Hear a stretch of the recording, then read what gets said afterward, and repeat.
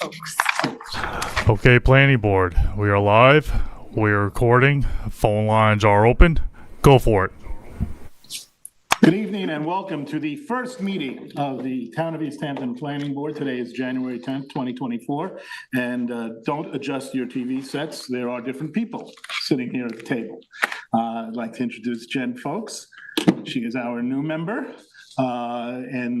She replaces, I guess, Ian Calder-Piedmont, who will be sitting over here, I think, on behalf of the town board. And replacing Ian as vice chair of the planning board, I am pleased to present Sharon McCobb, who we all know. I'm very, very happy to have Jen join us, and very happy to have Sharon sitting here instead of over there. I know that we're going to move forward in a very positive manner. Also, I should add, thank you, I almost forgot, we have another member, Bruce Siska, who's replaced Randy Parsons. And Bruce is unfortunately not with us tonight, but he'll be back, or not back, but he will be with us commencing on January 24th, 2 weeks from now. So I guess we wish Ian good luck on the town board. I point it's there. The planning board's loss is the town's gain, and we congratulate him for that. And we'll begin the year. We had to adjourn at the request of the applicants 2 matters that had been on earlier because they require further work. So we have tonight 2 public hearings, 2 matters on for site plan review, one of which is a preliminary site plan review. And we also have 1 matter on the regular meeting. So which So we'll, the Chiarello and the Pinkerton. And the Pinkerton bathroom. So that's why I was apologizing to you. Because, those were both adjourned at the request of the applicants. Okay, so the first thing we have are the public hearings. First one is 178 Buckskill Road. And Sharon, if you'll read. Okay, take notice that a public hearing will be held before the East Hampton Town Planning Board at Town Hall, 159 Pantico Road, East Hampton, on Wednesday, January 10th, 2024 at 6:30 or as soon thereafter as this matter may be heard, to consider the application of 178 Buckskill LLC site plan to construct a new 25 by 14, that's 350 square foot awning on the western side of an existing 1-story clubhouse and to legalize an existing awning on the eastern side of the clubhouse. The property contains a 1,329 square foot clubhouse building, 10 existing tennis courts, a 1,670 square foot deck, an entrance ramp, brick walkways, and fencing, in addition to a seasonal ice rink, dasher board, safety glass, and a generator trailer erected only during the winter season. The property contains 1,054,076 square feet, which is 3.537 acres, and is located on Buckskill Road, East Hampton, and is situate in an A5 residence as shown on the official zoning map of the town of East Hampton, is identified on the Suffolk County tax map as parcel 300-183-4-1. Subject application is classified as a type 2 action pursuant to the State Environmental Quality Review Act, SEQRA, Part 617 of the New York Code of Rules and Regulations, and Chapter 128, Environmental Quality Review of the Town Code. A survey prepared by Saska Surveying Company, PC, dated revised December 16th, 2021, is available for inspection at the Planning Board offices, 300 Pantico Place, Suite 103, East Hampton, New York. The public will be held live and in person by the planning board and will be available electronically by video and teleconferencing, and will be televised on local TV, Channel 22, and available for live stream on the TV website. The public shall be permitted to appear in person, but may also provide comments on the matter being heard by calling 351-888-6331. Any person or party wishing to be heard with respect to the foregoing may do so in person or by agent or by attorney or by call-in to the live stream or by written comment addressed to the planning board, 300 Pantico Place, Suite 103, East Hampton, New York, 11937. Comments may also be submitted to the planning board by email to planningboard@east ehhamptonny.gov. All comments must be received by the planning board by the date and time of the public hearing, dated December 6, 2023. Samuel Kramer, Chairman. Thank you very much. Nancy, do we have jurisdiction? Yes, I reviewed the affidavit of service and posting, and it does appear it was properly noticed, and you therefore have jurisdiction. Very good. Tina, you want to give us a little background? Sure. I will pull up on the screen the overhead. So you can see where this is located. It's at 178 Buckskill Road in East Hampton, located very close to the hamlet of Wainscott. It's this property here that is highlighted. So I'm just going to zoom in. The site plan application, as referenced in the public notice, is to construct a new awning about 350 square feet on the western side of the property here. This is proposed in order to match the awning that's on the eastern side.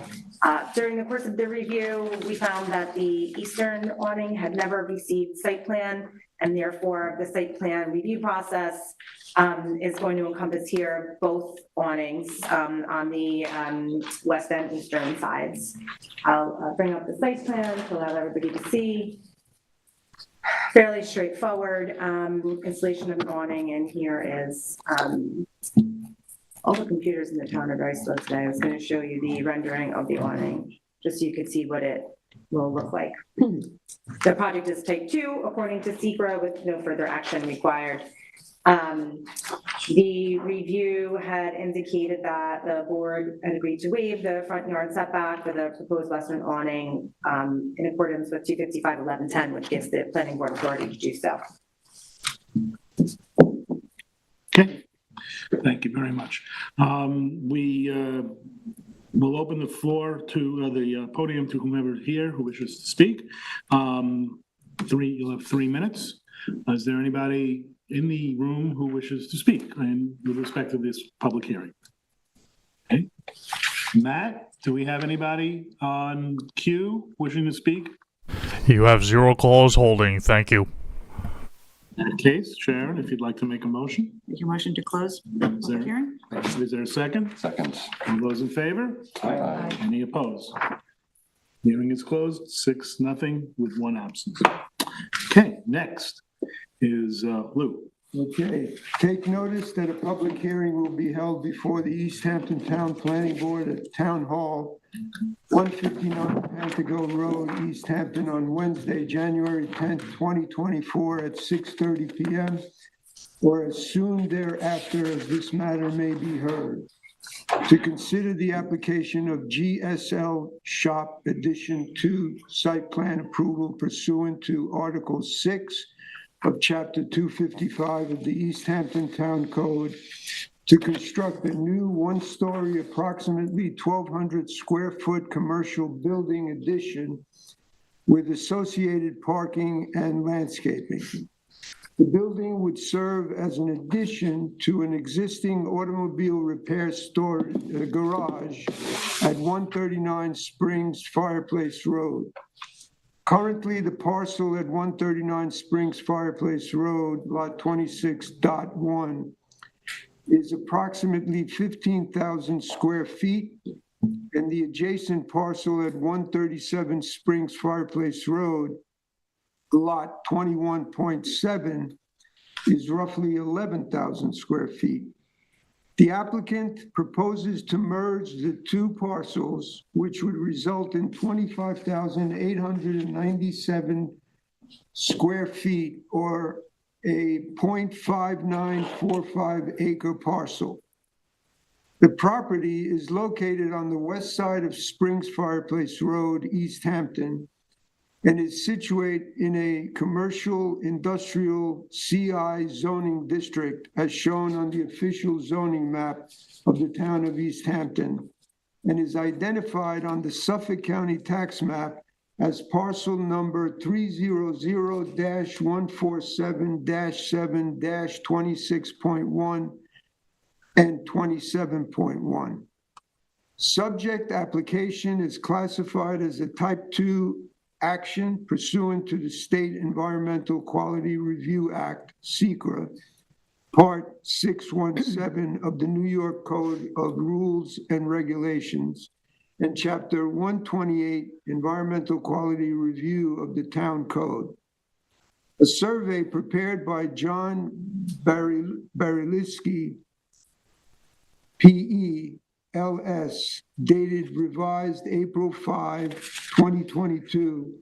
A set of plans prepared by TF Engineering, PLLC, dated March 7, 2023, including site plan CT-1, site plan details CT-2, frontage improvements, Suffolk County Department of Public Works, CT-5, and a set of plans prepared by TF Engineering PLLC, dated revised August 9, 2023, including floor plans additions A-1 and A-2, floor plans additions A-2, are available for inspection at the Planning Board offices, 300 Pantago Place, Suite 103, East Hampton, New York.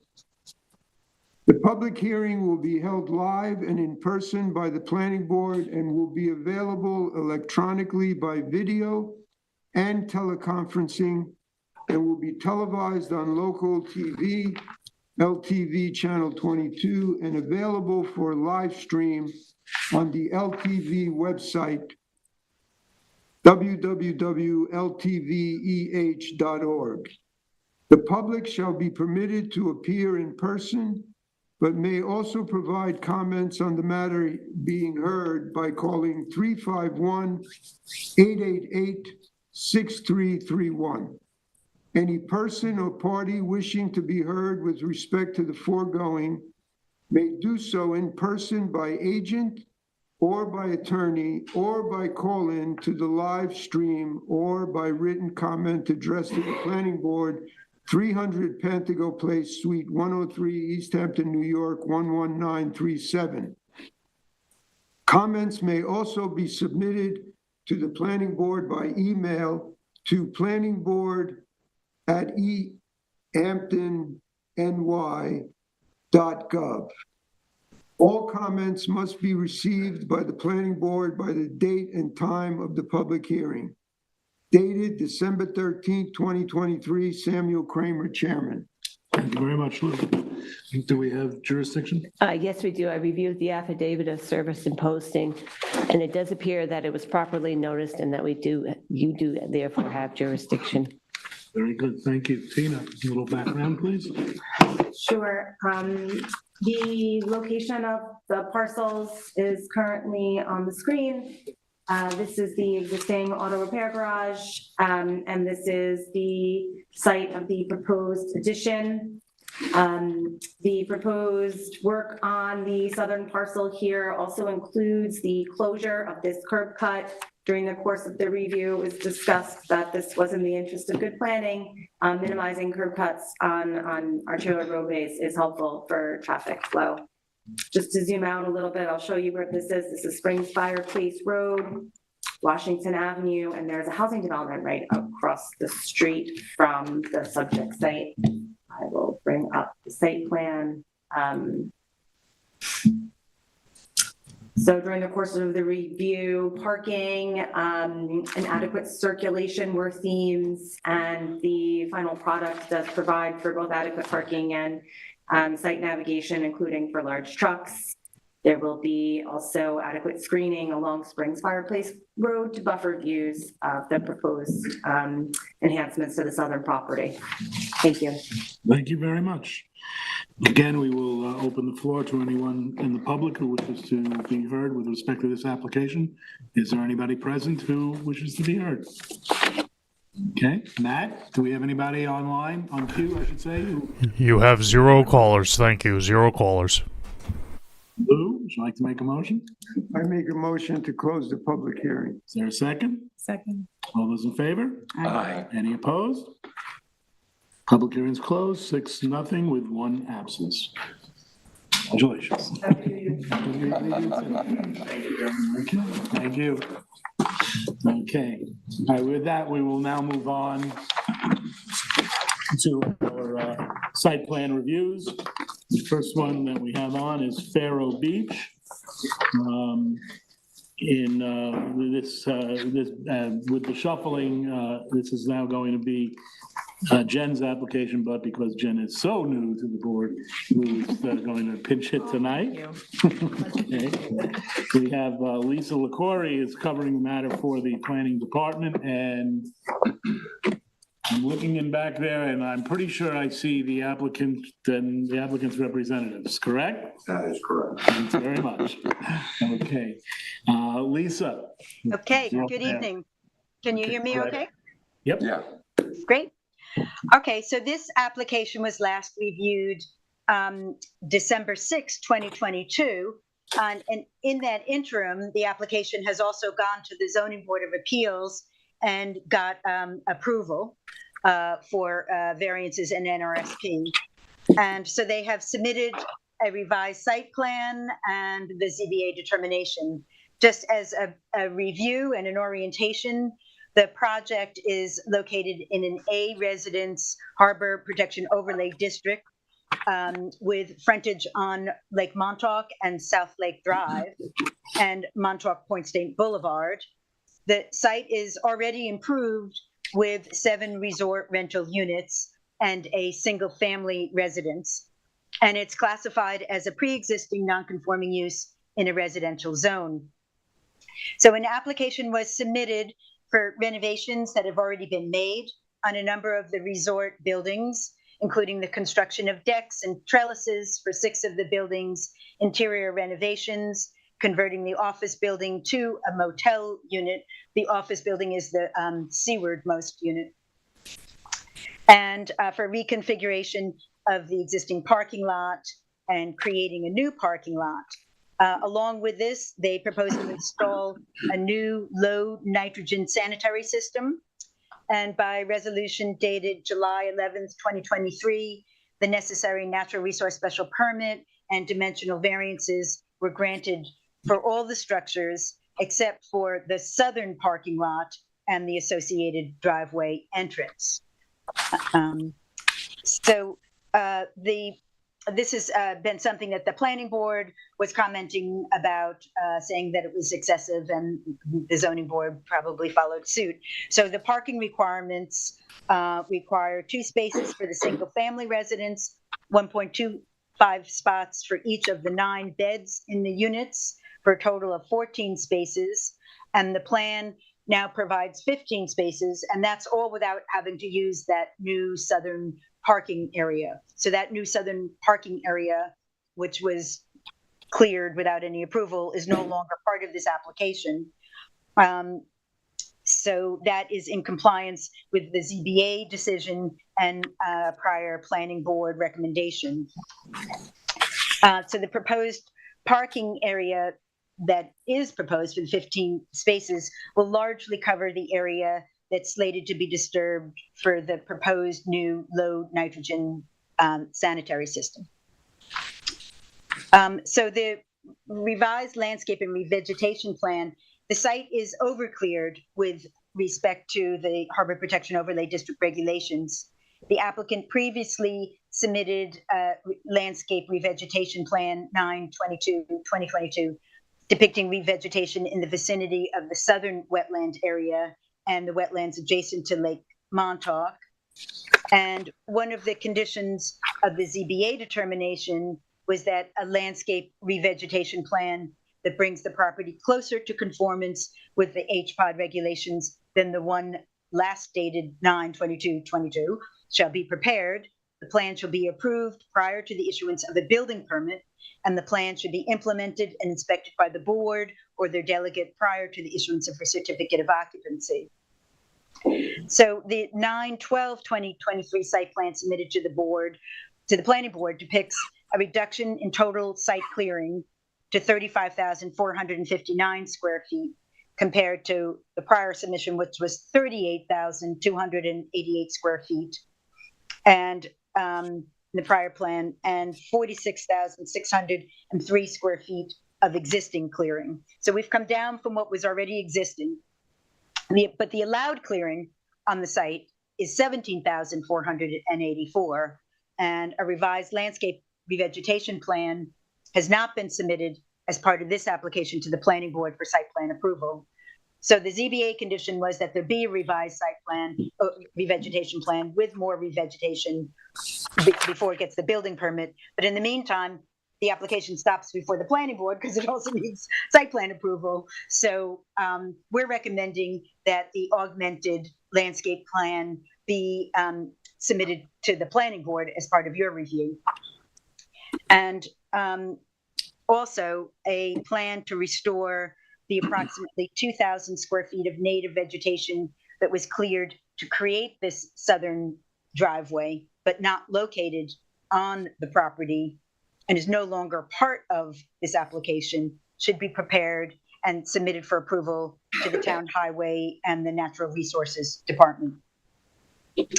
The lighting plan was previously reviewed and found to be in compliance with the town policies. And the last issue is the use of the on-site single-family residence. So according to the town records, the single-family residence on the property was originally utilized and approved as a primary residence for the property owner. The applicant should explain if this remains the case. During the ZBA hearing, it was discussed that this unit may be rented as well. Should rental of the single-family home be possible either now or in the future, it is the planning department recommendation that this would need to comply with Chapter 199 rental registration of the town code, and that it may be appropriate for the planning board to consider a condition of approval that would implement this requirement. It is the planning department recommendation that the use of the single-family residence as a resort unit would constitute an expansion of a pre-existing non-conforming use to that structure by expanding the number of units on site from 8 allowed on the historical COs to 9. Non-conforming uses are prohibited from physically expanding, and the planning department recommends that the requirement to abide by Chapter 199 for the single-family home be recorded as a covenant and restriction on the property to ensure that the requirement for the property is clear in perpetuity. The application has been classified as a type 2 action pursuant to SECRA, so there is no further SECRA review required.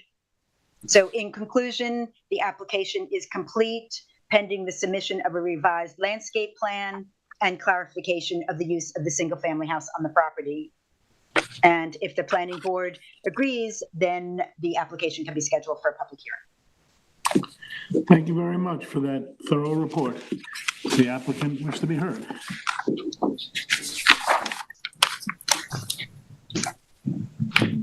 Good evening. Andy Hammer from Beyond Known Hammer. Britton just reminded me that it was 10 years ago that we started doing this thing. So we've been in front of the town for a long time. The application was lost for a number of years. You know, a couple high points. The IA system that was proposed here was proposed voluntarily by the applicant. We weren't adding any gross floor area. As a matter of fact, overall, we reduced the number of rentable units on the site. The applicant really wanted to make that part of this application. So we're finally right up at the cusp of being able to do it. You know, Lisa gave some of the background. There's a lot more background. I remember researching this at one time. I believe the property was zoned hotel zone or something prior to 1976. I submitted long letters to the file. Not really worth rehashing it at present. However, the couple recommendations that are outstanding. One is the revised revegetation plan. That is a zoning board issue. Essentially what happened is you have a site plan that shows the augmented revegetation that we were proposing. You don't have the planting plan, which shows numbers of species, the plants, etc. That's zoning board. And as a matter of fact, if you read their condition, it says the plan shall be approved prior to the issuance of a building permit, and the plan should be implemented and inspected by the board prior to the issuance of certificate of occupancy. So basically, you know, we typically wouldn't submit a revegetation plan that's required by the zoning board to the planning board. They have first, you know, kind of dibs on it. It will be part of what's implemented here. So submitting it to you just doesn't make a whole lot of sense to me in theory, because the planning board has, you know, that as their condition of approval and we have to satisfy them. However, I believe the TF site plan that you have does show the augmented area. What happened at the zoning board level is the zoning board basically said, okay, we're going to get rid of that second entrance. And so we repurposed some of that areas, added more revegetation in the areas adjacent to the wetland that was originally part of our parking area, and that's what you see on the site plan. But in terms of the planning board reviewing the planting plan, just seems to me we'll follow what it says and say that it will be approved by the zoning board prior to the issuance of a building permit, and then a CO. They have to go out and inspect it prior to the planting of it, or inspect the planting at the end of the project. The use of the single-family residence, I think that was pretty well established. This is a single-family residence on the residence. It was established as a manager's residence, or it's basically a single-family residence as part of the motel use on the property. There's a long history on that. If you go back, I think it was a 1984 zoning board decision. At the end of the day, there's no argument for me that this is anything other than a single-family residence. There are restrictions that apply to rental of single-family residence. You know, they can be rented for not less than 2 weeks, more than twice every 6 months or something. I'm happy to abide by them. I think filing a covenant that pins this project to Chapter 199 of the town code is probably not a great idea. I mean, who knows what in 50 years is there going to be a Chapter 199? When I first started working for the town, zoning was Chapter 153, or now it's Chapter 255. It just seems to me that it can be handled easily by having a clear and concise certificate of occupancy that says you have 7 resort units and 1 single-family residence that shall be used in accordance with all applicable town of East Hampton regulations.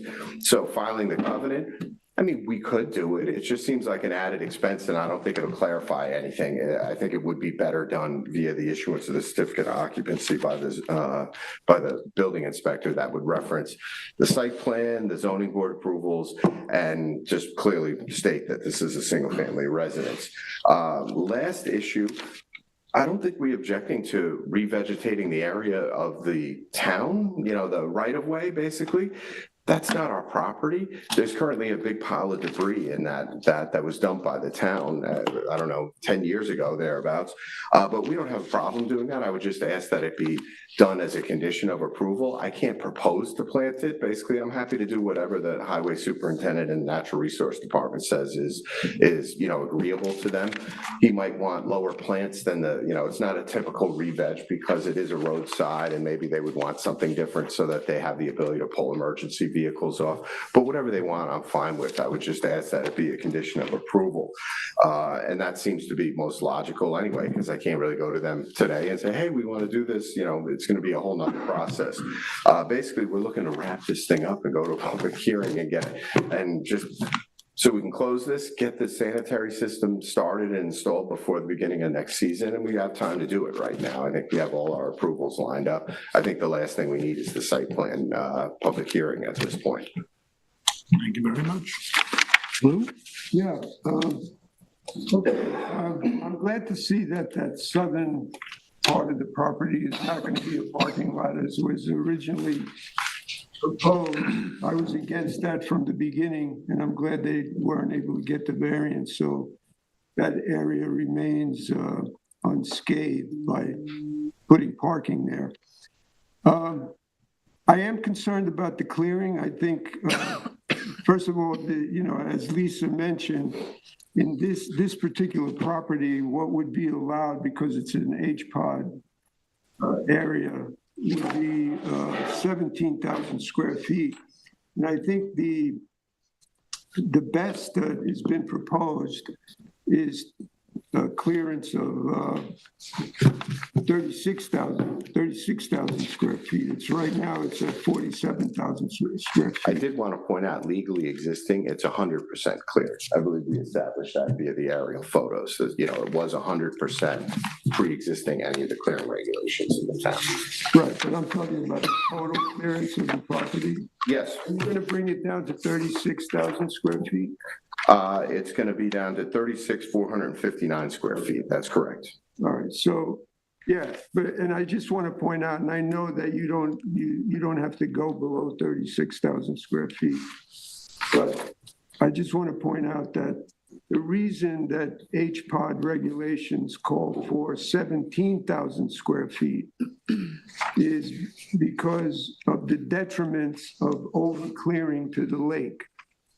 The lake is a complex ecosystem. Overclearing leads to a domino effect that impacts the health of the lake, the surrounding wetlands. Overclearing when you overclear, it mitigates the filtering process that needs to take place, which allows excess nutrients to enter the water. So all of that remains in effect, whether or not it's a pre-existing allowed clearing number or not. And I just want to point that out because I think it's important, because sometimes we just say, well, it's a pre-existing non-conforming, this is what's allowed, and we move on without taking due note of the detriment that overclearing has on these bodies of water. So, so I'm glad it's at least going to go down to 36,000 square feet, but it should go down to 17. As far as the house is concerned, I think a covenant is necessary and important because the area, the property, the project has all of these rentable structures, and it could get very easily lost in the shuffle that house becomes one of these rentable structures rather than a residential home, which is subject to the different regulations. So if the applicant doesn't mind, I think it would be best if we do have a covenant that specifies that. Can I ask you about that specifically? What the covenant does what? That they can't rent it? Yeah, That it is those- specifically a single-family home? It's subject to the rental registry laws, Yeah. where you cannot rent that house for more than 2 weeks, more than twice in a 6-month period. The rental registry Rather than it being considered part of the resort. And presently, Short-term rentals. the present use of that house is under, that's part of a pre-existing non-conforming use, correct? So what is the present pre-existing non-conforming status of that house? I believe it is a residence, right? Actually, the residence was granted a use variance, therefore it's a conforming residential use on the property in legalese. So you have a conforming single-family residence. What is not conforming are the 7 units of residential or resort density, but once again, those were probably legal when they were built. This used to be, I think it was called the Montauk Motor Court back in the 50s or 60s when it was built, and I think it was zoned motel use at the time. So it's very complex, but the residence is a legally existing conforming use on the property. My argument isn't that we would use it anything different. It's just saying that it's subject to East Hampton Town Code is filing a covenant. What do you check when you buy a house or when you go? The CO actually controls the use. The property records are usually, if you're going to talk about something getting lost in the shuffle, Sam would probably know because we're attorneys. I read them all. Not everybody does. I don't do transactional work, so I wouldn't know. So the reason I ask, and this may not be pertinent to this entirely, but I'm going to say it anyway. I asked the great Eric Chance about if you have an accessory apartment and your main house, like accessory not detached, and you rent that out, and you want to rent your main house out. He's telling me that you cannot do that. If you have an accessory apartment and a main house, you cannot do that. Let us talk. So it might not have anything to do with this, but I'm just wondering what is the status of this main house on this resort area? This is a residence. It's a residential home. So treated like it would be anywhere in town with regard to the rental registry law. So you ignore everything around it? The problem is that it's in the same property as these other units, which are not subject to the rental registry law. You can rent those for 1 day at a time, a weekend, and as many times as you want during the year. You can't do that with that house. You can only rent it. There's certain restrictions as to how you can rent it. So that's the point. So it could get lost, when I say it gets lost in the shuffle, you could think that that's going to be used in the same way, rented in the same way as those cottages are. So anything that we could do to make it specific that that's not the case, I'm all for doing that. The accessory dwelling unit code is different than this situation. It doesn't really apply here. This is subject to, it's a single family home in the town. You're allowed to rent a single family home pursuant to the rental registry rules and regulations. Thank you. Yes. And I agree with you. Let's see how much more we agree or don't. No, that's it. That's Those it? are the points, the over clearing and the house. Those seem to be the two major points of the memo. Does anyone else have any questions? I have one Please, go quick right ahead. question. So I think in the original allowed use was 8 units and it's now down to 7. Is that, That's correct. There's So a you've unit- taken we use unit count in total. and I read something, it must have been in the ZBA notes about the office, and that is not that does not have a unit for rent in it. It's just the office. I believe the zoning board approved what it was way back when, I forget the people's names. Do you remember? Jones. The Jones, this was Edward Jones, 1950, whatever. They ran this property. The Joneses used to live in Unit 1, we'll call it. That's the unit closest to the water. That was their residence and their office. They went to the zoning board and said, hey, listen, mom and dad have been living in that. We'd really like them to have a house.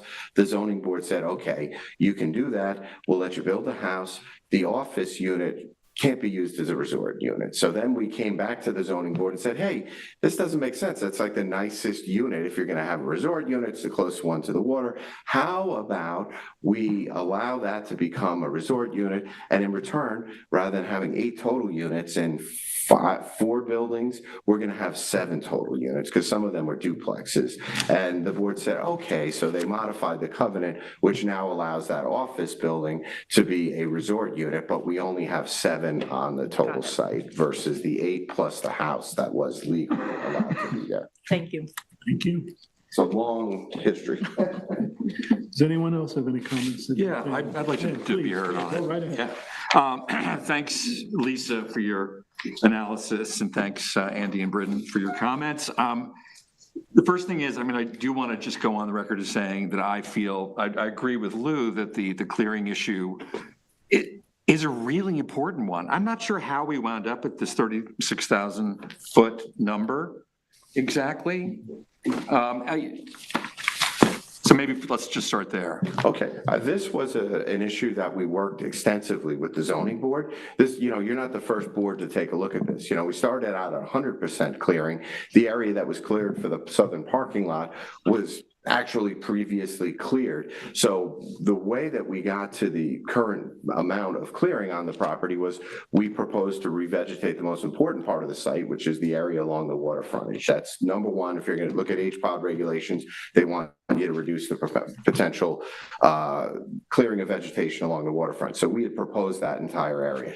When we appeared in front of the zoning board and they said, you know what, we do not want you to have the second access. We said, okay, their condition said we would like you to make the site more compliant. We were able to do that because we are no longer utilizing the parking area in the rear. So as part of that, we then proposed to re-veg up to the line you see on your site plan. There's a wetland on the southwest of the property that we provided a large arc of revegetation around. So this thing was thought out, it was hashed out. We went back and forth with them and we kind of wound up with that number. The site plan you have reflects the correct number. You just don't have the re-veg plan that says, okay, these are the numbers and types of plants and the spacing, because that's not typically something you would be approving.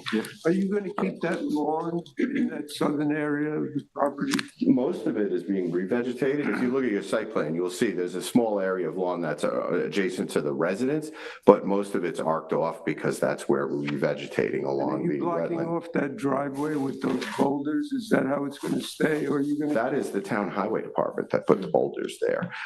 So I would like to think it's not gonna stay that way. That's up to the town. That's not our property. I can't really control it, but, you know, my plan would be, I would like them to remove that and have us plant that with whatever they would Right. think is, you know, and that would be a condition of approval because that's up to them, basically. It's not our property. So thank you for that, but go ahead, Britton, do you have a comment on that? Sorry, I wasn't going to speak because I have very little voice.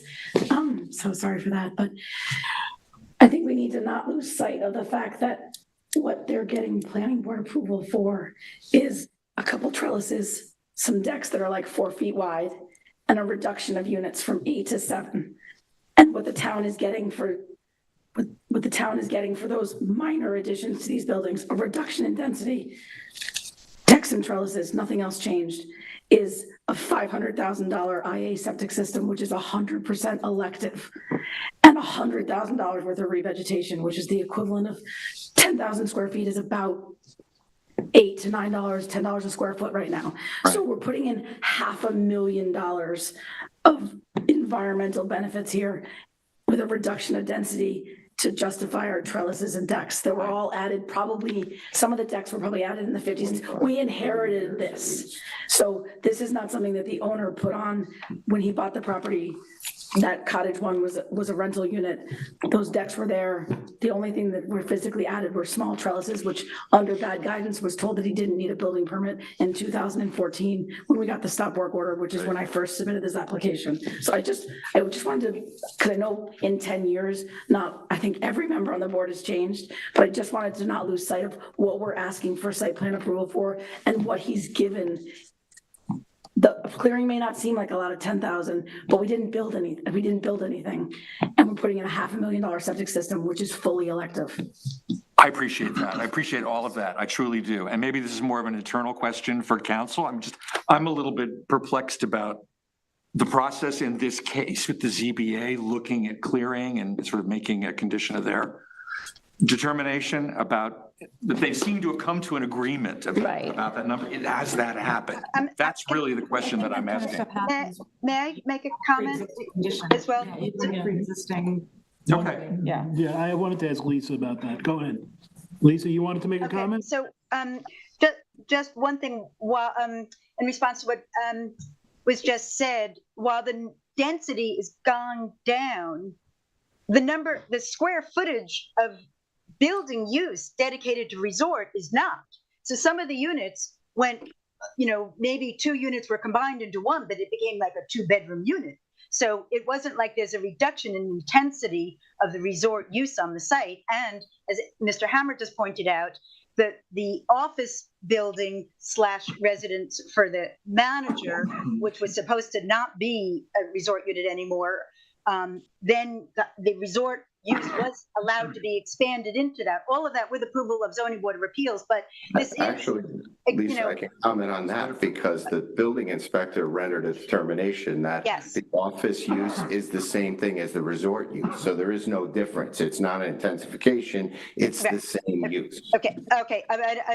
It's a kind of a little bit of semantics, but just to clarify that there is more, where there had been an office, there now is somebody who can spend overnight. Okay, I don't know. I don't want to call it intensification, but the buildings where there are now resort people able to put their head down on a pillow at night, that area has expanded.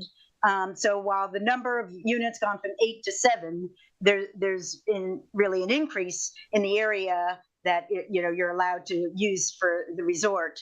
And the zoning board decision did say that they wanted a revegetation plan closer in conformance with the Harbor Protection Overlay District regulations. So I don't know that they have agreed to the 36,459. Mr. Hammer can clarify that for me, but I didn't see that in their decision. I don't have it right in front of me, but their condition said they wanted to come closer to H5. I have 2 questions for Lisa. Ed, did you have anything else, or can I? No, go ahead. I think you're going to ask the question I would. Well, let's see. Go ahead. My first question is, does the change of the use of the buildings constitute an intensification of the pre-existing non-conforming use on those buildings? That's the first question. Go ahead. I don't know that we could get into that. I think the zoning board has looked at, the building inspector has looked at it, the zoning board has looked at it, and they have issued decisions that this is now legal. I don't think it's The answer is right no. or right for the planning board to look at it. All right, and is that, It's done. okay, the second question, this may be the same answer, although, see. Does the fact that the clearing issue was addressed by the ZBA decision take that issue out of the hands of the planning board? That's the question. I don't believe so. I will Is defer site plan to council, required but I for mean, you have revegetation work? Well, let me site plan. get them. You have site plan approval. I don't see why you. Can I just add too that when we're doing landscaping, if we want somebody to do landscaping in accordance with the board's objectives, that plan is part of the record that is provided to the public in preparation for the public hearing. I don't really see this any differently, so I think it's appropriate to have the full plan as part of the record when it's issued for public hearing. The planning board does have to have a public hearing as well, and has authority over the site plan in general. So the fact that it was an aspect, if you will, of the ZBA's determination doesn't preclude this board from review of the revegetation. Am I accurate on that or inaccurate? Anyone? That's to Lisa. Lisa particularly. I'd say you've got jurisdiction. It's coming before you. You can look at it. Sharon? Yeah, I mean, I think the revegetation plan should be part of our record. But I think the review is usually the planning department that really reviews which bushes go in and which go here. So, I mean, I think it needs to be part of our record, but whether we really need to see the specifics of the actual plan may not be necessary. I don't know what the timing of all that is, but yeah. But what about the 36,000 square feet? Is that mandated, or is that, can the applicant say that we don't need to go below the 36,000 square feet? Where did that number come from?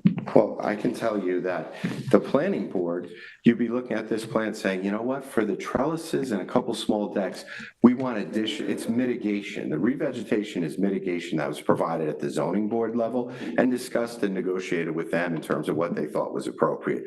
To mitigate 4 small decks and a couple of trellises that were built within a side yard setback, because this thing is 2 front yards, is not within your purview at the end of the day. I mean, if it comes down to it, I suppose we could get you a copy of the revegetation plan, but our discussions are largely with the zoning board, who reviewed this, required this, and that's what the condition of their concern, I don't their think that approval. that's entirely true, because the board had been discussing the desire to maximize revegetation on this site before you guys went to the zoning board. So I mean, I think it's been a theme throughout the reviews. And I haven't been involved in this for 10 years, but in the 1 or 2 reviews that I participated in and from the file I read, I feel like the planning board had also emphasized the importance of revegetation. They had been not supportive of the southern driveway, again, because of the overclearing on the site. Sharon's right that the planning department does review the revegetation plans for the zoning board. So whether myself or Lisa, because the planning, we're going to be handling the application there too. So whether we review it now or in the future, I guess is what we're discussing here. And I really do recommend it's more appropriate to do it now and just have it as part of the record as we typically would. Well, the reason I'm asking, you just hit it, is that this board typically and traditionally it deals with a revegetation plan.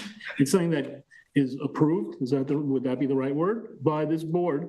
Whether we actually pick out the trees and shrubs is another issue, but ultimately this board has to have jurisdiction over the approval of the revegetation plans. And that's why my question about whether the ZBA's ruling somehow precludes this board from reaching that is why it's a concern of mine. If that's your position, then okay. That means we have to talk to council and figure that one out. At least that's the way I would see it. Is that your position? My position is, I just wanted to come and get this thing wrapped up so we could get to a public hearing. It's been going on for 10 years.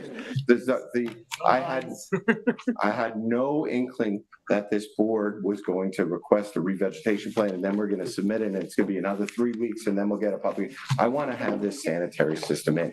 I don't have right now you have the zoning board who reviews environmental mitigation and issued an NRSP, has jurisdiction over this re-veg, and us accommodating their concern and doing it up to their snuff. Isn't that enough at the end of the day? It was just pointed out to me, and actually by two folks, that the planning department, are you reading that one? The planning department recommends that the applicant submit a revised and augmented revegetation plan. That's a condition of the ZBA approval. I think it's part of it's part of the memo that Lisa prepared for us. So the zoning board approved a revegetation plan, I don't have it off the top of my head, that was, the clearing was greater than 36,000. So the plan that this board is reviewing is post CBA approval, increased revegetation. So, and you have it on the plan that says proposed re-veg area. The only thing you don't have is what's being planted. Correct. That plan has been updated after the zoning board approval.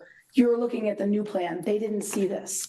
We need to get your approval on this, so that then we can do a planting plan to get approval on the beach grass or bayberry or whatever we're planting. Yeah, I think I'm okay with that, just having the condition of approval of the actual plan. I think they're showing what they're going to re-veg, which is an increase of what they had previously proposed.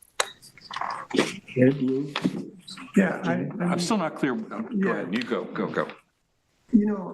I'm not so much concerned with what types of plants are going in terms of a revegetation plan. I'm more concerned about how much gets revegetated, because we're in an H-pod area. The allowable clearing is 17,000 square feet. What's being proposed at best is 36,000 square feet. Okay, so that to me is a problem. And I appreciate the new sanitary system. I appreciate that it's only trellises that are being asked for, that they're not asking for much more than that. But what sticks out in my mind is that this area, if we're allowed to, I want to get it as vegetated as much as possible. If we're stuck at 36,000 square feet, then fine, that's what we'll have to do. We need to approve that. But if we can go below 36,000 square feet, I would call for doing that. I don't care about it. I don't know that we can. I don't think we can once the ZBA. Okay, fine, that's what I thought, but, okay, so we need to approve this with a plan that says it's going to be revegetated at a level of 36,000 square feet. It is. I think that's the site plan, Okay, right? that so we have. that's Right. fine. And that's what I said in the beginning, but, I still want to, point out for the record that that's not a happy ending here. Yeah. For me. But It's still the ZBA did not marry that number. The ZBA did not specify 36,000. The applicant came back in with that to the planning board after the prior plans that the zoning board had. The prior plan that the planning board saw was 38,288. Right, exactly. So it's not a magic number.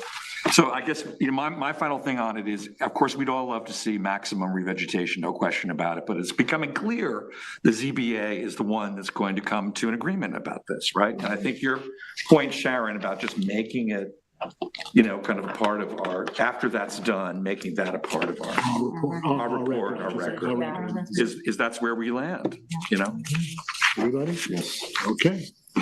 So Go ahead. And I just did want to say one other thing about the single family residence, thank you for, acknowledging what it is and wanting to comply with the rental registration regulations. And I agree that, a covenant around that is sort of a little self-reflective and kind of, weird since it's already part of the code. But if there's some, that could change at some point down the road. If there's something that we can do which greater legal minds than mine can figure out to memorialize that fact that, whatever prevailing regulations around the Well, rental. that's the key word. Look, if the law changes, the law changes. If in X number of years, the town decides it doesn't want a rental registry anymore, and we've hitched our wagon to that regulation, and it's no longer there, then it's no longer there. And there's nothing we can do. I'm just saying, if we can memorialize. And if the town rewrites the rental regulations, and this is part of the rental registry, then those changes will. But something to sort of just solidify this idea that it is not one more, unit. Yeah, I agree with you. That's all. Well, the applicant. We don't have to get real fancy about it. The applicant says, do it in the C of O. And the planning department says, do it in the rental maybe that's enough. registry. Maybe that's it. Maybe that's enough. The planning department says, do it in the rental registry. Well, the purpose of a covenant is to run with the land, right? Yeah, that's very important, yes. It runs in perpetuity. So if it was, mapped on the property, I think it would signal, like, for future site plan reviews, say they come back and we're all off to greater things.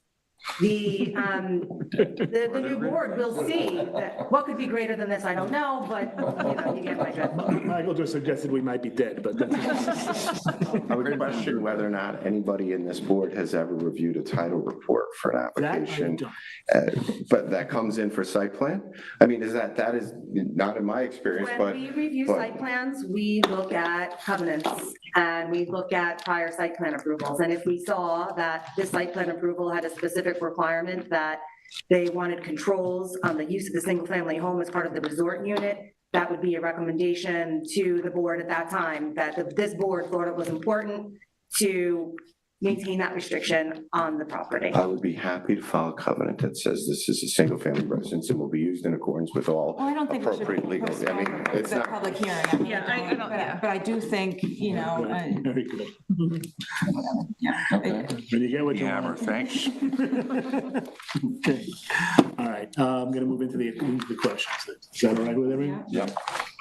Should the applicant submit revegetation plans as per the requirement of the ZBA decision? I think we've said yes. I got a big yes Why on not? that. Why not? Okay. And should a covenant requiring compliance with chapter 199 rental registry be mapped on the property as a condition of approval? And the answer to that one is? Yes. There you go. But there's no question here that says, is it ready for a public hearing? Well, That should have been there, sorry. That's the next one. That's the Thank next you very question. much. Is the application Is it otherwise on there? complete and ready? No, We're adding it? that's an audible. Okay. So, the application ready for public hearing? folks? I think so. Yes. Yes. Okay. There, you got that. Okay.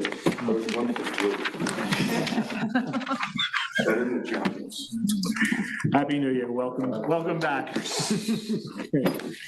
All right, and now we're moving on to the preliminary site plan, special permit evaluation for 54 Industrial Road in Waynescott.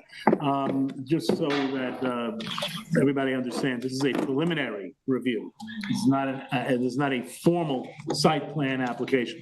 The purpose of this is to give the applicant a sense of the board and what the board thinks of the application, what we think are strong points, weak points, and things that we'll be looking for in a more formal application. So, and before we move on, Lisa, thank you very much for your work on the last one. It's very much appreciated. I didn't want to, should have said that while Andy was still in the room, Britain, but thank you. Okay, anyway, going back to where I just was. So the opportunity is for this is an opportunity for the applicant to hear our opinions. Initial impressions, perhaps is a better word. So, Tina, go right ahead. Thank you, Sam. I'll start. I have the location of the site on the aerial right now. This is 54 Industrial Road, Waynescott, Industrial Road to the south. I'm just going to zoom out and let you see regionally where we are. The site is adjacent to southern boundary of the East Hampton Airport. Industrial Road along its north and south sides is, pretty much zoned CI and already populated with industrial uses. The Waynescott Commercial Center site on the large parcel is right to the south here, so it's rather close to some significant properties within the town. This is a preliminary site plan application, as Sam referenced, and the purpose is to receive the board's input on the concept for the subject parcel, which involves the demolition of the existing building and the construction of a two-story warehouse storage building with 93 proposed storage units and a basement parking garage.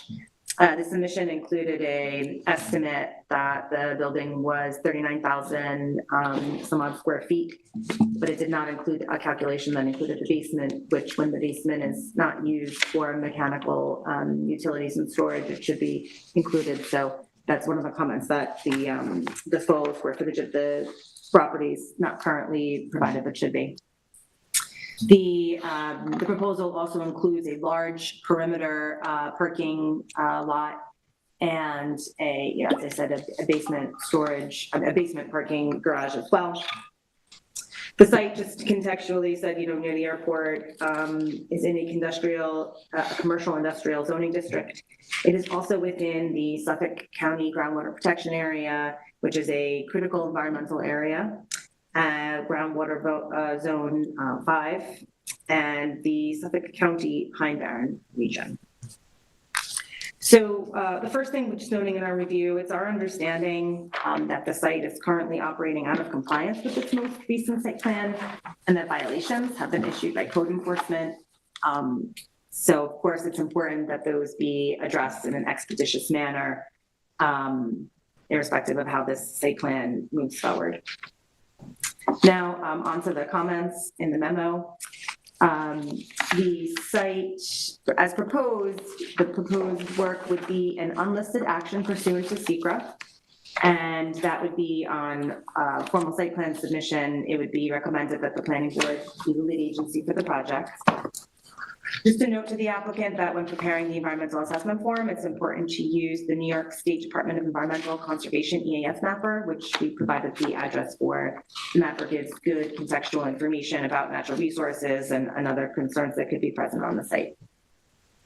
Going back to the designation as a preliminary site plan application, the purpose of the preliminary site plan is to gain the planning board's input on whether the proposed work is in the interest of good planning. So it's important that the planning board focus on the concepts, the site layout, the adequacy of the parking, the appropriateness of proposed uses and density, and provide the applicant with that kind of foundational guidance to support an application that the planning board can review. Regarding what's proposed, the uses and the project description. So there was a little confusion about this in the application that's submitted. I did talk to the attorney. So I will show, the application does include some somewhat conflicting information, and this will need to be very clearly rectified for formal submission, as it's important for the site plan to understand the uses and operations on the site to fully inform the decision-making process. Right now, there's a large central building and a perimeter parking area with a basement parking garage. The floor plans submitted show, and this is very slow. Again, I've been having this problem all day. I'm using a different computer. In any case, the floor plans show the conceptual layout of the units.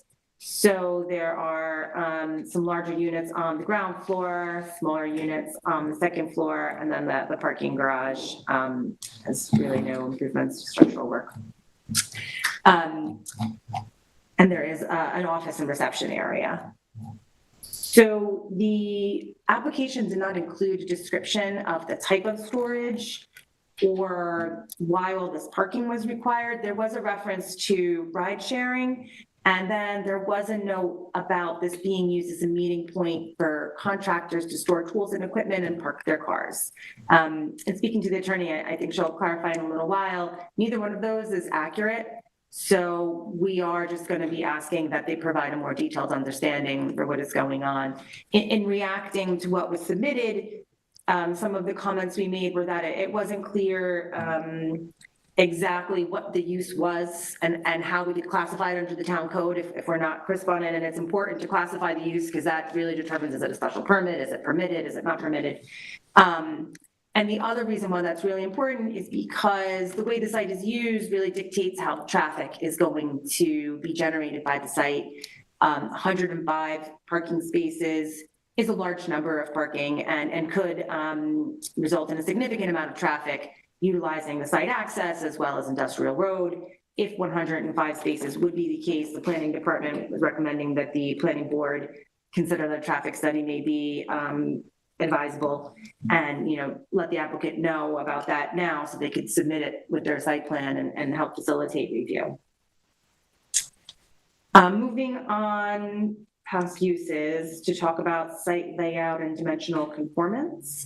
The site plan submitted is very conceptual and it didn't include a lot of the detail we would expect to see on a full site plan, which is expected with preliminary. The applicants advised, however, that upon formal submission, the detailed compliance with navigation, site entry and ingress and egress, parking space dimensions, and all those very important dimensional conformance details be added to the plan.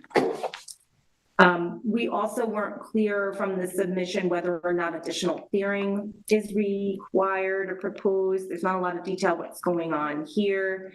I think some of this area, just based on aerial imagery and site visits, is already cleared and not in conformance with the existing site plan. So, as part of the formal submission, we really would like detail about, our existing wooded area is going to be preserved. We always recommend maximizing preservation of existing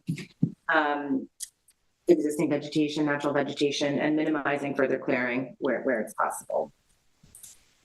We also noted that the building's quite large and utilizing, and we talk about this more later, but utilizing the Suffolk County sanitary requirements may be over the density allowed for Suffolk County. So that would be something that should be checked with the county and addressed in terms of sanitary management.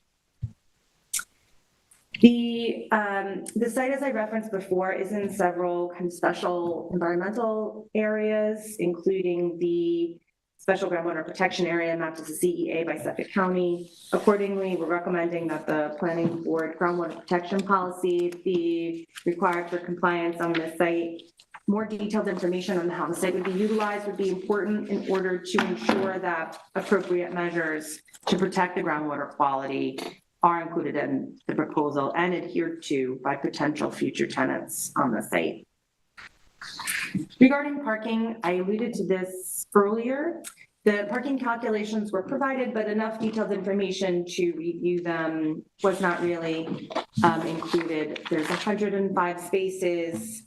We made several comments regarding them. One was regarding the self-storage use. As you all know, the town code does not have a parking requirement associated with self-storage. So looking at other self-storage facilities is something that we did, and I included a stat here. Based on that, the self-storage parking allocated here does seem to be in the right ballpark, but we really need more information on the uses before we could confirm that the parking was adequate. The ride sharing use right here on the site plan says it's 105 spaces for that. And then the office and storage together is 123. I'm sorry, it's 23. And then together that'd be 128, but only 105 spaces are provided. So it's not really clear what's needed based on the information they have provided. No truck parking is required, and per the code for a building of this size, there'd be 2 truck parking spaces required. So those would need to be shown on the site plan, as well as adequate turning radius for their navigation on the location. The fire marshal has not yet commented, so ADA and emergency access will be comments that will be forthcoming to the applicant once they're received. Stormwater, there's no detail on the stormwater scheme provided, so that would be necessary during the formal site plan process, of course. The sanitary system location is shown. The existing location is not shown. That is something that, as part of future submissions, would be important to provide. But as I referenced earlier, the building does seem like it would not comply with the density regulations because we're in groundwater zone 5. It's only 300 gallons per day that are allowed on per acre for this area. And with the flow estimated at 1563, based on the building size, this would be over what would be allowed based on the size of the site. Finally, there was, in our site plan requirements, there is a requirement that copies of easements or recorded declarations on sites are provided with the submission. There was none provided here, but it does show a clip of a survey that's not dated, so it wouldn't be suitable for the formal submission, but it says something about the airport height easements.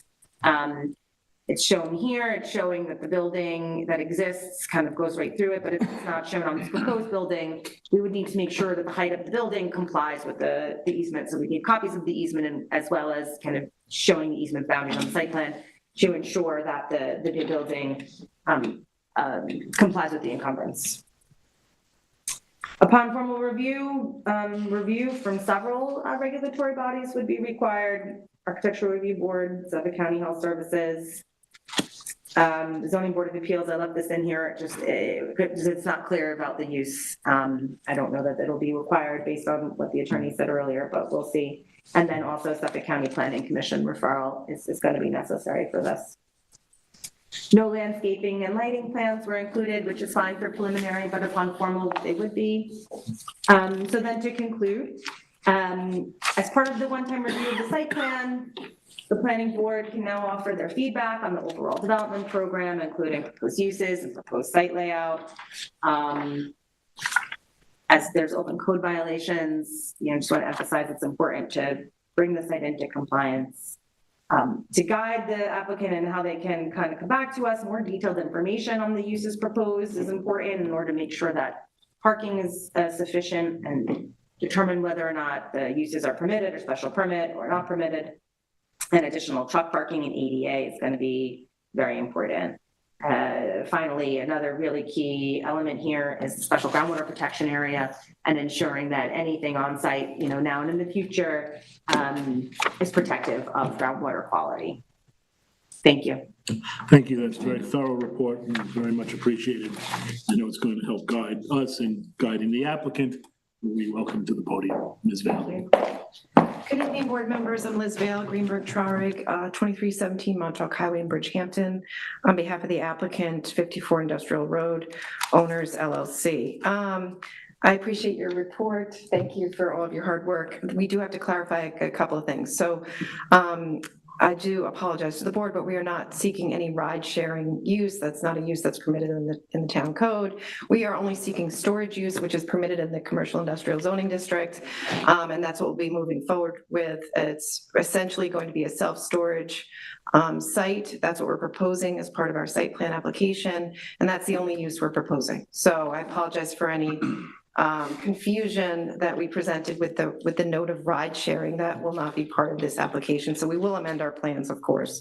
But just for this board's consideration tonight, to give us proper feedback, it will just be the storage use. Additionally, the note on the plan with regard to contractors, that was for a prior iteration of a plan that was submitted to this board, I think a year ago, where we were seeking to do some industrial warehouse use, which we've withdrawn, and now we're submitting this for the board's consideration. That was a remnant? Yeah, and that was left on the plan by accident, so I apologize for that. But other than that, it's an 80,000 square foot lot, zoned commercial industrial. We're proposing a use that conforms. We would be demolishing the existing building on site and putting up this building. It has a 19,547 square foot building for the footprint. And as she said, it's about 39,000 square feet proposed. It's a 2-story warehouse storage building for self-storage with 93 units. The parking was over-calculated, again, based on that ride share idea I think that the architect had. And so that will be reduced pretty dramatically, and hopefully, as a result of that, we'll be able to keep the trees that you're looking for us to keep, and comply with any of those issues. Also, I think it will reduce the need for a traffic study dramatically. So we'll update that on the plan as well. And so that's essentially what we're proposing. Thanks very Are you much. still looking for basement parking though? No, the basement would be just additional storage, but I don't know that it would be the storage, the self-storage units. I'll have to double check on that for submission of the actual plan. Yeah, if it's going to be part of the actual operation of the building, I think that changes things considerably for you, so. It does, and also it will probably depend on the easement height dictated by the FAA easement. So that will also come into play on what we propose, which we'll be looking up.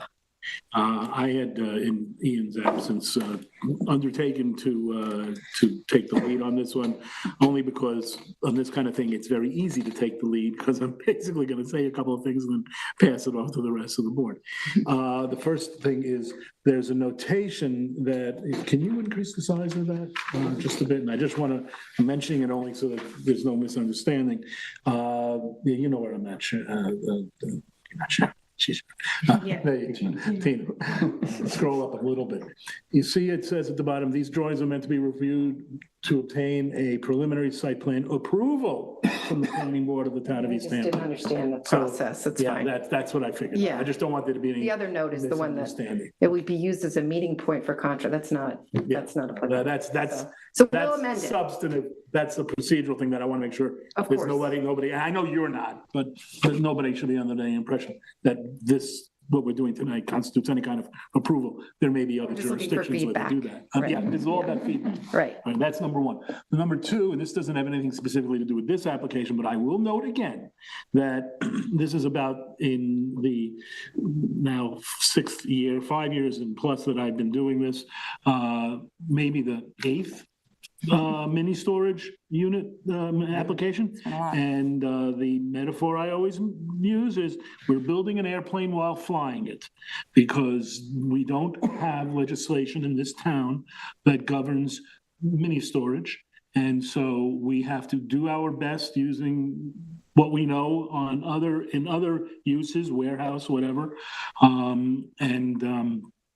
But each one is, to use a lawyer phrase, sui generis. It stands on its own, and it's based on its own merits and the site that we're using and looking at. And so until the town gives us legislation that says, look at this, that, and the other thing, we will do our best to look at what we think is the things that need to be looked at. Oh, it's been mentioned. I don't know. He just whispered in Ian's ear too. We have a list So did I. of code improvements. We do have a letter? Yeah, well, no, we have a list of code Yeah, improvements. that's on our list, yes. One day we're going to actually produce something. All right, the things that jump out at me are, first of all, we do need, and I appreciate you clarifying the business about no ride sharing. Because it sounded like you were doing two things at once, and eliminating the ride sharing and eliminating the parking associated with that probably obviates the need for a traffic study, which I otherwise would have been very, very strongly in favor of, because, there's only one way, two ways maybe, out of this site.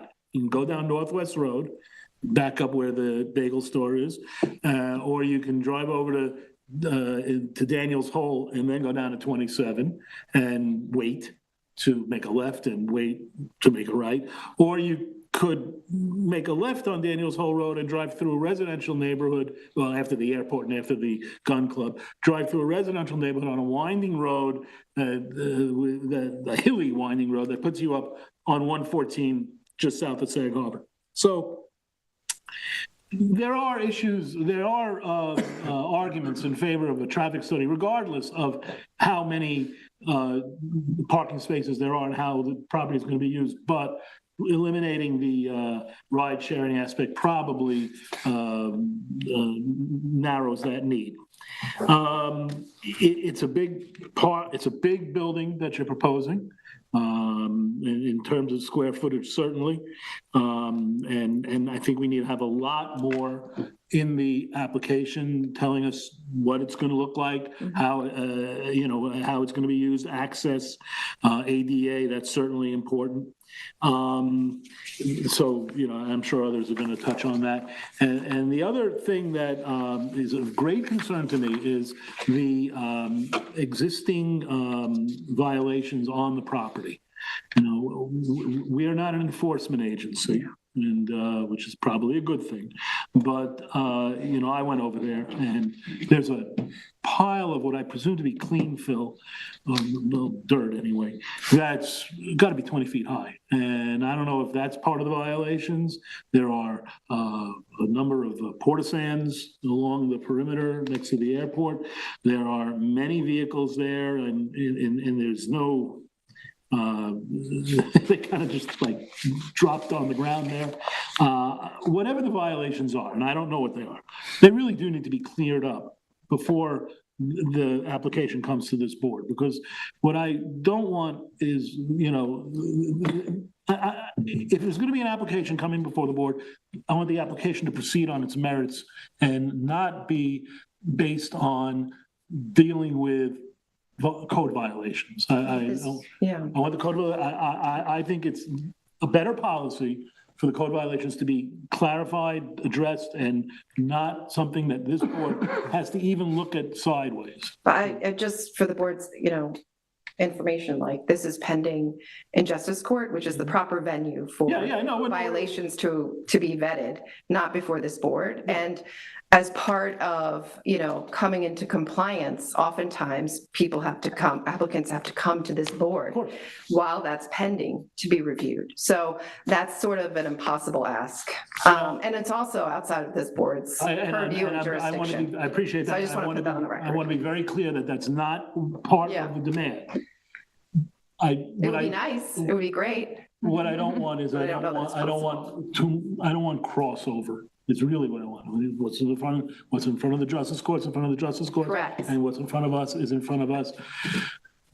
And as much as we don't have to consider or worry about or look at and say, well, there's a violation, they have to deal with that. I think that's beneficial to the planning process. That's the message I'm trying to get across. Okay, not that one thing is dependent on the other. Right. Okay. Okay. So, that's my take on it. Ed? Yeah, thanks, Liz. I appreciate this. I for one, just to editorialize here a little bit, I'm disappointed that you're not going to go forward with this ride sharing kind of notion. I thought, wow, this is a really interesting and creative idea. Because I was sort of imagining that it would be people who were, kind of related to a builder, and they'd all have their own storage units, and they would meet there on the western edge of town and not have to drive, 45 cars through the rest of the town of East Hampton. So I'm disappointed that It's that just is not a permitted use in the town code at all, right? It's not permitted in the Is town it code. explicitly not Which is permitted? what she noted. It's not listed, therefore it's not permitted. The other thing too is that I think if you had contractor storage and then you were kind of meeting and they were staging on the site, that would be more of a service commercial use than a storage use. And then your density would be different, kind of impacts are different. Yeah, because think about like, what do they do in a contractor storage yard? The workers all meet, they pack the trucks, they have, materials they're moving around. They It's not probably really ride share storage. naturally, right? Unless it's just purely Yeah. ride sharing, unless it's just. Let's leave out the contractors. Because I see it in Long Beach, right, and the housekeepers come in. Yeah. They park their cars and one person pulls up in a van and they all jump into the van. Listen, like that's a permitted use. Probably not. Well, I'm disappointed to hear that there are so many obstacles, Right. if I may say. But to that's that, pure ride right? sharing. You know what I'm saying? Yeah. That's. I mean, that really does feel to me like there shouldn't be so many obstacles to the very kind of thing that we're trying to promote, which is less traffic on local roads and less traffic east of Wainscott. It's disappointing to me.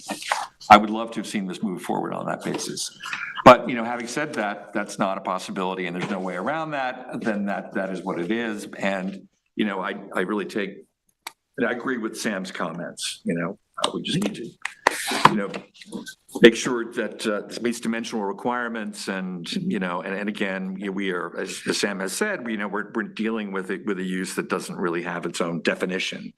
So we'll be sort of guided by, what we've done so far with similar kinds of applications, but I have no further comments on that. That's very helpful. So we'll look at prior applications and the parking calculations for those as you pointed Just out. thinking about the ones that I can think of off the top of my head, some of the mini storage units that we've, projects that we've looked at have been on the highway, and some have been isolated on less traveled streets. Some have a lot of parking surrounding them. Some have less parking surrounding them, and that can create its own issues.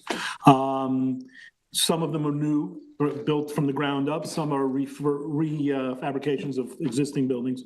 So when you look around, choose the one that looks the most like yours. And that's no guarantee as to how we'll treat it. Twin Forks is right down the road. Yeah, no, they're all, a number of them are within a stone's throw. Yes, I did look them up. Yep. Yeah. And just to clarify, just if it's not a listed use in our code, that does not mean it's necessarily not permitted in the town. I forget the term now, but it's like unlisted, non-nuisance industry. Non-nuisance industry.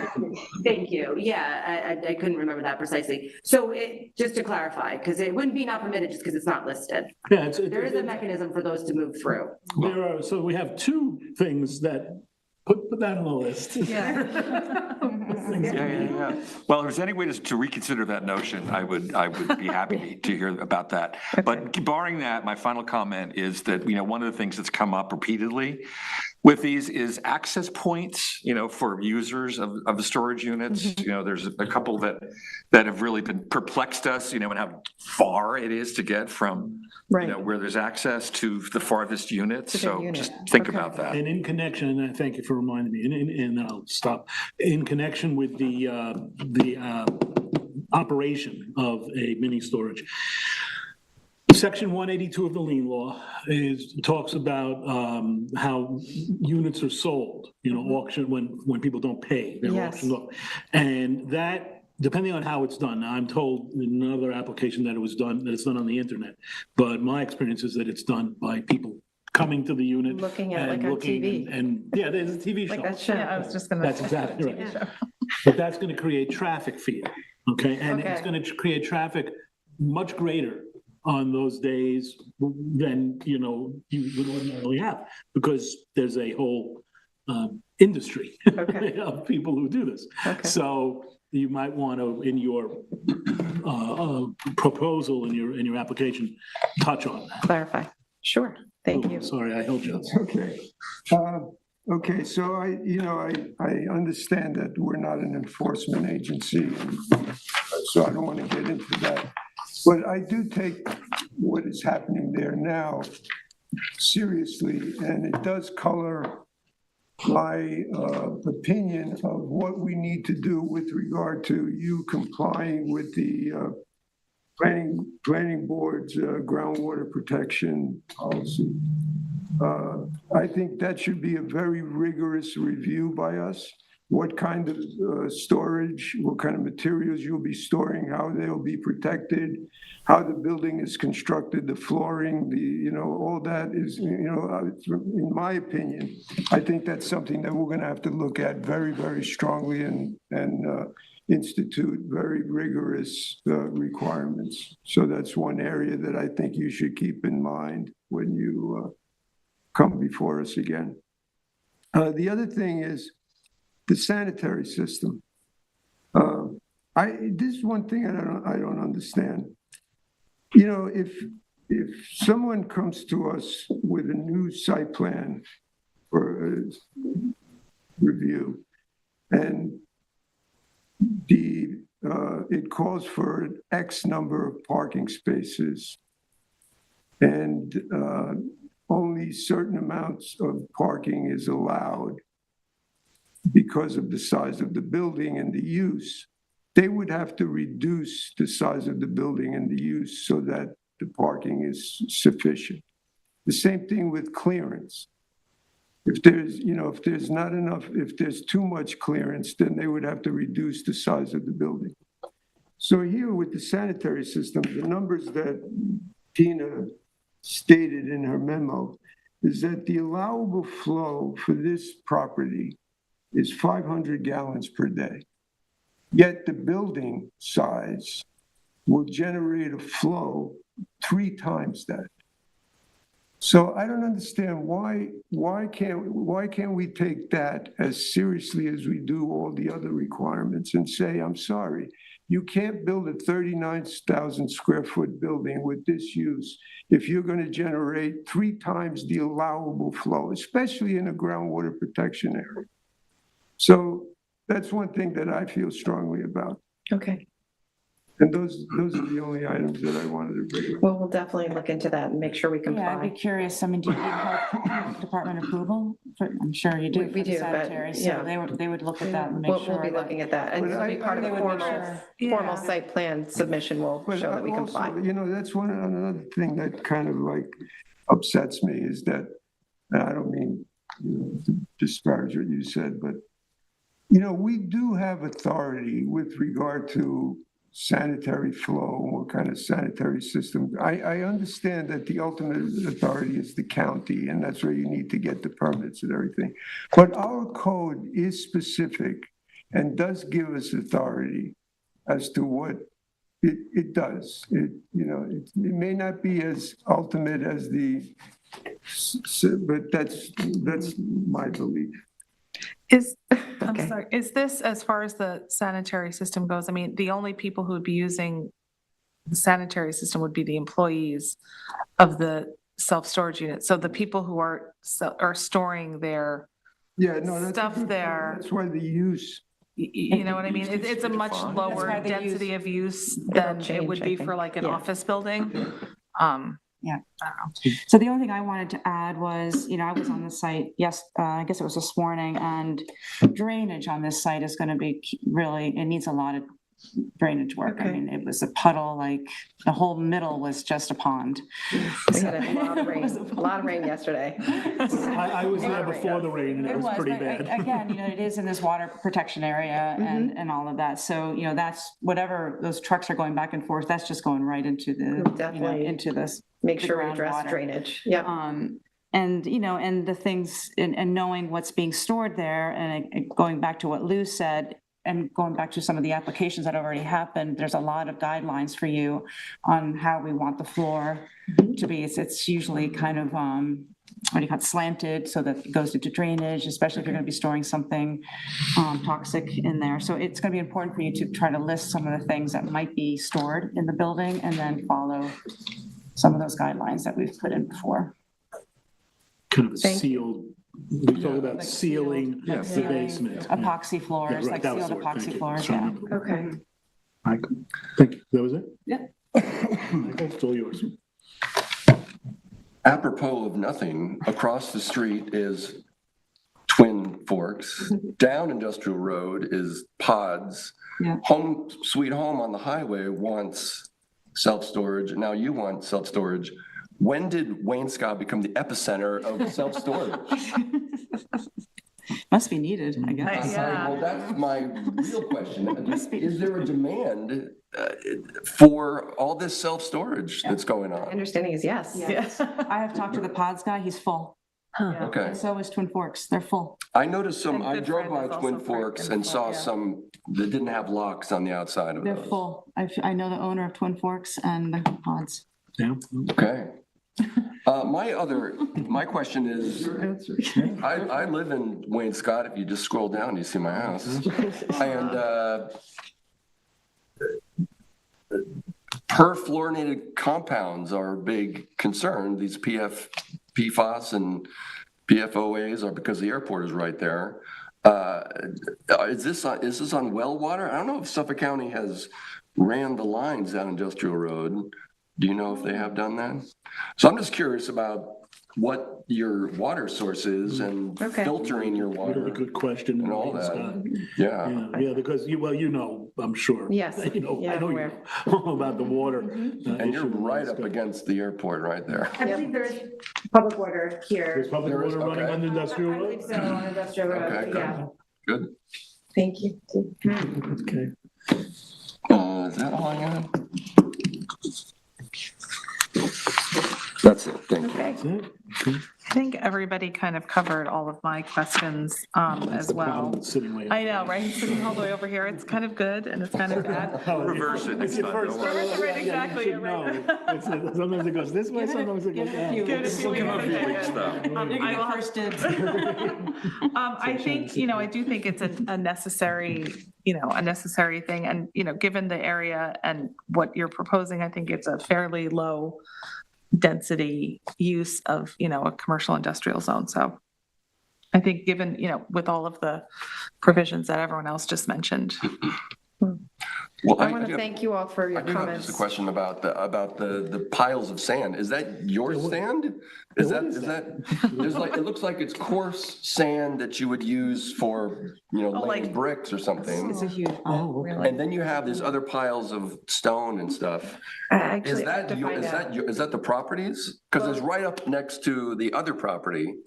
Although if you look at the map, it looks like it's on your, If it's on our property, Yeah. then it's probably ours. Okay. Or it's the people leasing it. I have to find out. I Okay. don't have that information. and but I it can- looks like that's I can find out. all, yeah, if you zoom in there, Yeah. right? That's it? You can even see that there, yeah. And those But on an trees older were- photo, Friday. so they cut down a lot of trees to put drop all this stuff in there, so that might be one of the, And maybe that's the Sorry. violation, right? yeah, exactly. Something But, else to be considered. yeah, Well, I want to thank the board for all of your feedback. It's really helpful. And we'll be submitting a site plan that in as much conformance as possible, that's for sure. That's what we're here for. And we look forward to working with the board throughout the site plan process as well. Thank you. That's the purpose of this, so thank you. Okay, so with that, we have one item on for regular meeting. Sharon, it's yours. So in the matter of the application of Schneider-based commercial site plan special permit, tax map number 300-143-1-12.3, 12.4, and 12.5. This is for an extension of time, and I've moved for its adoption. Is there a second? Second. All those in favor? aye. Any opposed? 6-0 with one absence. Okay, our next meeting is in 2 weeks on January 24th. Look forward to seeing everyone there and then. And does anyone have anything? And meeting our new board member, yes, indeed. Yes, our other new board Second new member. board. Second new board Second new board member.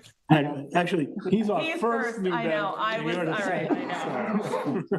He was second choice, it's Yeah. okay, I'm over it. That's what happens, you know, you had the path to greatness. Bruce first, then Jennifer. So let's, Lisa, Thank you, Lisa. bye and thank Might have you. been on a board in the All right, village. is there, well, let's let the folks at LTV go home. Can somebody make a motion to, you see, Ian used to do that. know, so And he all was, right, I'll he was do that. Johnny on the I make the spot. motion to adjourn. All right, we'll give it to you. Is there a second? Yeah. All those in favor? Aye. Any opposed? 6-0, one abstention.